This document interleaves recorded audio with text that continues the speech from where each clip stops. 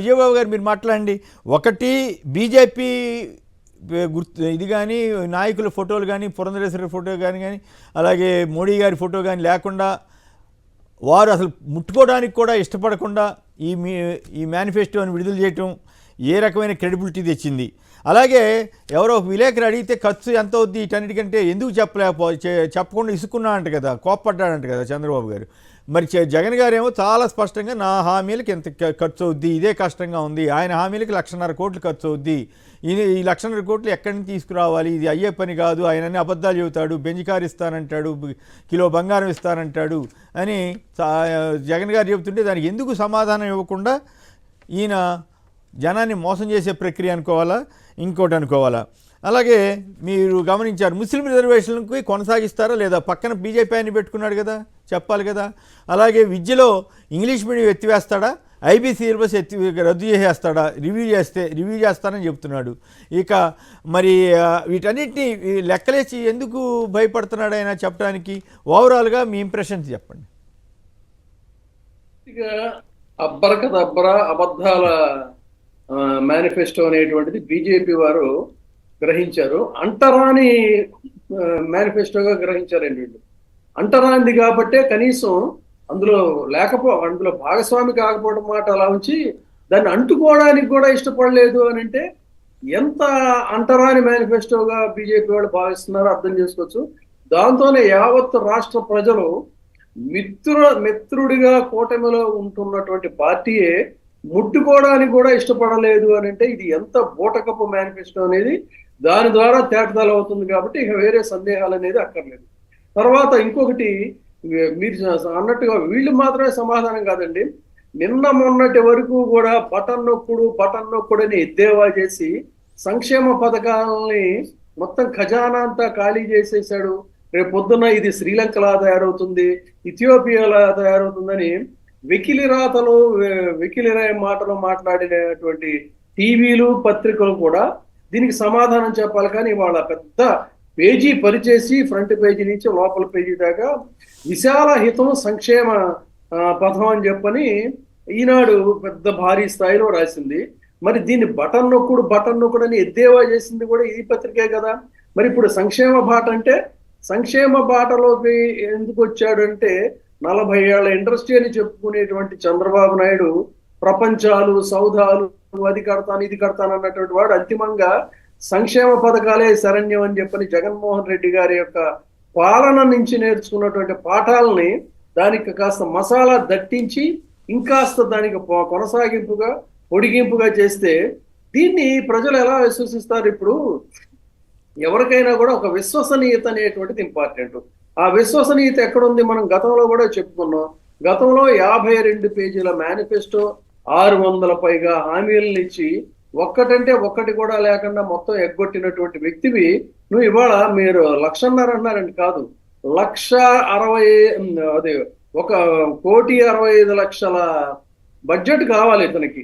ఏది ఇప్పుడు 177 హామీలు ఇచ్చాడు. ఈ 177 హామీలను అమలు చేయాలంటే 1.65 లక్షల కోట్ల రూపాయలు కావాలి. కానీ మనకున్నటువంటి ఆదాయం ఎంత? మనకున్నటువంటి మన జగన్మోహన్ రెడ్డి గారే చెప్పారు, అప్పుడు ఉన్నటువంటి జిఎస్డిపి ఎంత 2014లో, ఇప్పుడు ఉన్నటువంటిది ఎంత?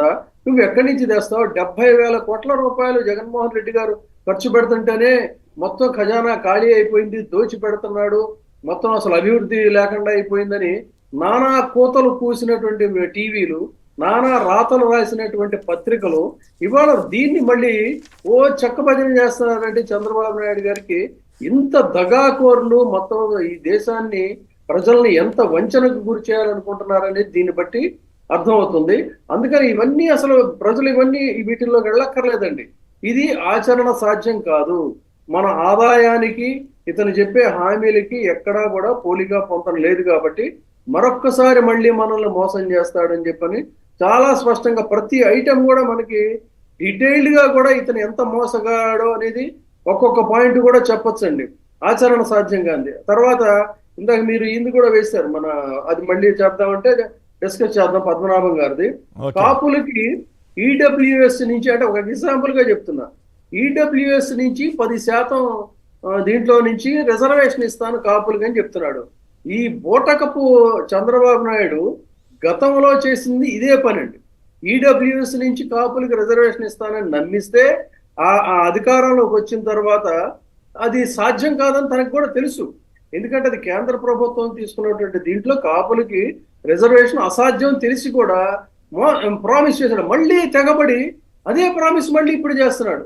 గతంలో ఈ ప్రామిస్ ను వైలేట్ చేశాడు. పవన్ కళ్యాణ్ కూడా దాన్నే ప్రచారం చేస్తున్నాడు కదా, ఇచ్చాడు చంద్రబాబు ఈయన ఇవ్వనన్నాడు అని చెప్తాడు. ఇప్పుడు అతను ఒక ఫూల్ అండి. మీరు అన్నట్టుగా 10th క్లాస్ ఫెయిల్ అయ్యాడో SSLC ఫెయిల్ అయ్యాడో తెలియనటువంటి ఫూల్ అతన్ని. నేను అడుగుతున్న ఒకటే పాయింట్, నేను మొన్న కూడా కిరళంపూట కారు కోతలన్నీ కూర్చాడు.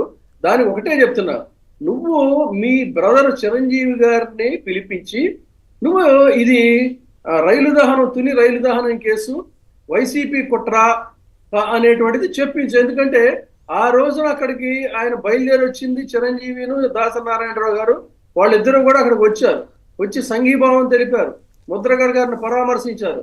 మరి అన్నయ్య నువ్వెందుకు వచ్చావు, ఇది వైసీపీ వాళ్ళ కుట్ర అని చెప్పని ఆ రోజు అనాల్సింది కదా. ఎన్నికల ప్రచారంలో తెలిసి తెలియని కారు కోతలు. ఇంకొకటి ఏంటంటే ఈ ఈడబ్ల్యూఎస్ అనేటువంటి దాన్ని ప్రామిస్ చేసి దాన్ని వైలేట్ చేశాడు. కాబట్టి ఆ రోజున వాళ్ళందరూ కూడా అక్కడ సమావేశమయ్యి ఆగ్రహంతో కంట్రోల్ పెడితే, ఇంకొక పచ్చి దుర్మార్గం ఏంటంటే వాళ్ళందరి మీద కూడా మొత్తం వాళ్ళ జీవితాలు ఛిద్రం చేసేయండి, నలిపేసేయండి అని చెప్పని ఎంత దారుణంగానంటేనండి, ఒక సెక్షన్ కాదు సెక్షన్లు వెతికి పెట్టండి అని చెప్పని ఆ రైలు దహనం కేసులో మొత్తంగా పెట్టినటువంటి కేసుల్లో 176 కేసుల్లో 161 కేసుల్ని జగన్మోహన్ రెడ్డి గారు ప్రామిస్ చేసి అధికారంలోకి వచ్చిన తర్వాత ఆ యువత జీవితాలు పాడైపోతాయి, నాశనం అయిపోతాయి అనేటువంటి ఒక సానుభూతితో ఆ కేసులన్నీ కేంద్రంతో సంప్రదించి కేంద్రానికి లేఖలు రాసి ప్రతినిధులతో మాట్లాడించి ఆ కేసులన్నీ ఎత్తివేయించినటువంటి ఒక గొప్ప మానవతావాది.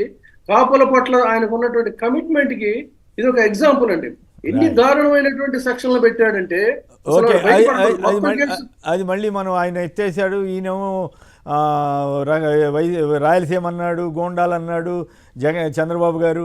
ఆ తర్వాత మొత్తం పెట్టిందంతా మొత్తం కేసులని కాపుల మీదే కదా పెట్టింది కూడా, అప్పుడు కాపు ఉద్యమ నేతల మీదే కదా. బ్రీఫ్ గా చెప్తున్నాను అంటే ఆ ఇష్యూ అది కాదు కదా. మళ్ళీ మనం ముద్రగడ గారి సవాల్ మీద వచ్చినప్పుడు ఇంకేదంటే మాట్లాడాలి, దాని గురించి డీటెయిల్డ్ గా చెప్తాను. బడ్జెట్ కి సంబంధించి చెప్పాలంటే ఇతను సంపద సృష్టిస్తానని చెప్తున్నాడు. ఎక్కడి నుంచి నువ్వు సంపద సృష్టిస్తావు? నీకు 1.65 లక్షల కోట్ల రూపాయలు నువ్వు వరుసగా పంచుకుంటూ పోతే సంపద. ఇంకొకటి, ఇక్కడ బీజేపీ వారు నీకు మిత్రుడు. ఏం చెప్తున్నాడు? కేంద్రంతో ఎంత బూటకం అంటే 2 బూటకాలండి. ఇక్కడ బీజేపీ వాళ్ళు ముట్టుకోపోవడానికి కారణం ఏంటంటే కేంద్రం నుంచి నిధులు తీసుకొస్తాను కేంద్ర సహాయంతో అన్నాడు. రాష్ట్ర ప్రభుత్వాల సంక్షేమ పథకాలకి కేంద్రం ₹1 కూడా ఏ రాష్ట్రానికి కూడా ఇవ్వదనేటువంటి వాస్తవం అతనికి తెలుసు. అంటే ప్రజల్ని మళ్ళీ ఆ మాట చెప్పి వంచిస్తున్నాడు. ఇది బీజేపీ వాళ్ళు ఖచ్చితంగా దీని మీద స్పందించాల్సినటువంటి అవసరం ఉంది. కేంద్ర ప్రభుత్వం నిధులు ఇవ్వదు రాష్ట్ర ప్రభుత్వ సంక్షేమ పథకాలకి. మరి నువ్వు ఎందుకు ఇలాంటి పచ్చబద్దాలు ఆడుతున్నావు? ఇంకొకదానికి సమాధానం చెప్పండి విజయబాబు గారు. తర్వాత మళ్ళీ ఆయన శ్రీధర్ కూడా మాట్లాడిన తర్వాత మళ్ళీ మాట్లాడుతుంది. ల్యాండ్ టైటిలింగ్ యాక్ట్ మీద సిద్ధార్థనాథ్ సింగ్ని పక్కన పెట్టుకుని పచ్చబద్ధం జగన్ అంటే ఆయన ఉద్దేశం మోడీ ఆంధ్రప్రదేశ్లో భూములు స్వాధీనం చేసుకోవడానికి లాక్కోవడానికే ఆ టైటిలింగ్ యాక్ట్ని ఏపీకి పంపించాడని అనుకోవాలా? మరి మేము అమలు చేయట్లేదు అని చెప్పినా కూడా చంద్రబాబు అంత నీచంగా ఎట్లా అబద్ధాలు చెబుతున్నాడు? ఇప్పుడు ఇందాక పురంధరేశ్వరి గారి ప్రకటన చదివినిపించాను, నా దృష్టికి ఎవరో పంపిస్తాను, ఇది నిజమే ఉంటుంది. ఆ పొత్తులో లేనప్పుడు చేసిన ప్రకటన వాళ్ళ బూటకపు ఇదేంటంటే రోజుకొక ఇష్యూ తీసుకొని జగన్మోహన్ రెడ్డి గారి మీద బురద చల్లి ప్రజల్లో వ్యతిరేకత తేవాలి. ల్యాండ్ టైటిలింగ్ యాక్ట్ కి సంబంధించి ఏంటంటే చాలా స్పష్టంగా అది అమలు చేయలేదు. దాన్ని కేంద్ర ప్రభుత్వం ఆమోదిస్తేనే రాష్ట్ర ప్రభుత్వం అమలు చేస్తుంది. ప్రస్తుతం హైకోర్టులో స్టేలో ఉంది. హైకోర్టు స్టేలో ఉన్నటువంటి ఇప్పుడు దీన్ని కొత్తగా దాన్ని పైకి లేపి గందరగోళం సృష్టించడం. తర్వాత ఇంకొకటి ఏంటి, ఇది ఈ రోజున మొదలు పెట్టింది కదండి. కేంద్ర ప్రభుత్వం గతంలో ముసాయిదా చట్టాలు అనేటువంటి అంటే దాని మీద చర్చించాము. కాకపోతే ఈయన అబద్ధాలు చెప్పడం కోసం మీతోటి ఒకసారి చెప్పిద్దామని నా ఉద్దేశం. ఎందుకంటే కాంగ్రెస్ పార్టీ ప్రపోజ్ చేసింది, బీజేపీ ప్రపోజ్ చేసింది, దీనివల్ల ఎక్కువ రక్షణ వస్తుంది, ఎవరి భూమి వాళ్ళది చక్కగా స్టోర్ అయి ఉంటుంది. ముందున్నటువంటి ప్లానింగ్ కమిషన్ గానీ, తదనంతర కాలంలో నీతి ఆయోగ్ గానీ, అయితే మేనిఫెస్టోలో సైతం ఆ ల్యాండ్ టైటిలింగ్ యాక్ట్ మీద పచ్చి అబద్ధాలు జగన్ మీద పడి తిట్టడం ఏందో. ఇప్పుడు ఒక్కొక్క ఇష్యూ తీసుకోవటం, రోజుకొకటి దాని మీద ఫోకస్ చేయటం. ఈనాడు ఆంధ్రజ్యోతి పచ్చి అబద్ధాలు ప్రచారం వాలంటీర్ల మీద పడేడ్చారు, అది బూమరాంగ్ అయింది. మళ్ళీ ఇంకొకటి ఏదో తీసుకున్నారు, ఇప్పుడు 10,000 ఇస్తారంట. ఇప్పుడు ల్యాండ్ టైటిలింగ్ యాక్ట్, రేపొద్దు ఇంకోటి ఏదో. అంటే ఎన్నికలు సమీపించే లోపు ఇంకెన్ని జరుగుతాయో దీన్ని భూతత్వంలో చూపించి ఒక తప్పుడు ప్రచారం చేయటం అనే దాన్ని వీళ్ళు కంకణం కట్టుకున్నారు. అందులో భాగమే ఈ ల్యాండ్ టైటిలింగ్ యాక్ట్ మీద దుమ్మెత్తిపోయటం. ఇది బీజేపీ కళలో పడుతుంది ఈ దుమ్ము. అందుకే నేను ఈ రోజు నేను చెప్పదలిచాను, మీరు కూడా చెప్పండి. ఇంకో పాయింట్ కూడా చెప్పాలి మీతోటి. ఈ ల్యాండ్ టైటిలింగ్ యాక్ట్ తీసుకురావడం ద్వారా మోడీ గారు ఆంధ్రప్రదేశ్లో భూములు లాగేసుకోబోతున్నాడు అని చెప్పాలి. ఇక మనం రెండు ఇంకొక మాట మీరు సవాల్ విసరాలి. ఈ ఎన్నికల మేనిఫెస్టో, జగన్ మేనిఫెస్టో ద్వారా ఇంత ఖర్చు అవుద్ది, చంద్రబాబు గారి మేనిఫెస్టో ద్వారా ఇంత ఖర్చు అవుద్ది. ఈ ఖర్చుల మీద ఈ సాధ్యమా కాదా అన్న దాని మీద మీలాంటి వాళ్ళు సవాల్ విసిరి తెలుగుదేశానికి మద్దతుగా ఉండే మేధావులు అనండి, జర్నలిస్టులు అనండి, వాళ్ళు ఎవరైనా సరే వస్తే మీరు చర్చకు సిద్ధమా? అదే ఇప్పుడు ఓపెన్ గా చెప్తున్నావు ఏంటంటే సాధ్యాసాధ్యాలు అనేటువంటి వాటిలో నువ్వు 1.65 లక్షల కోట్ల రూపాయలు ఎక్కడి నుంచి తీసుకొస్తావు? రాష్ట్ర బడ్జెట్ ఉన్నది ఎంత? గతంలో 2014లో ఉన్నటువంటి జిఎస్డిపి ఎంత? జగన్మోహన్ రెడ్డి గారు వచ్చిన తర్వాత చేసింది ఎంత? ఆయన 70 లక్షల కోట్ల రూపాయలు చేస్తే బటన్ నొక్కుడు అని జనంలోకి వెళ్ళి ఎద్దేవా చేసావు, ఎగతాళి చేసావు. తర్వాత ముస్లిం రిజర్వేషన్ గురించి కూడా బీజేపీ చాలా స్పష్టంగా చెప్పింది, ముస్లిం రిజర్వేషన్ మేము వ్యతిరేకం అని చెప్పింది. నువ్వేమో ముస్లింలకి ఏమో అది చేస్తా ఇది చేస్తాను అంటున్నావు. అంటే ఇది పూర్తిగా ఒక వంచన.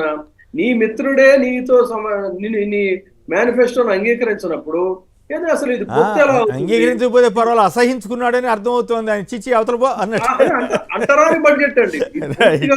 బీజేపీ వారి దృష్టిలో అంటరాని బడ్జెట్ గా వాళ్ళు దాన్ని చెప్పకనే చెప్పారు, వాళ్ళ చేష్టల ద్వారా చెప్పారు. కాబట్టి ఇది పూర్తిగా అపహాస్యం పాలైనటువంటి బడ్జెట్ అనేది బీజేపీ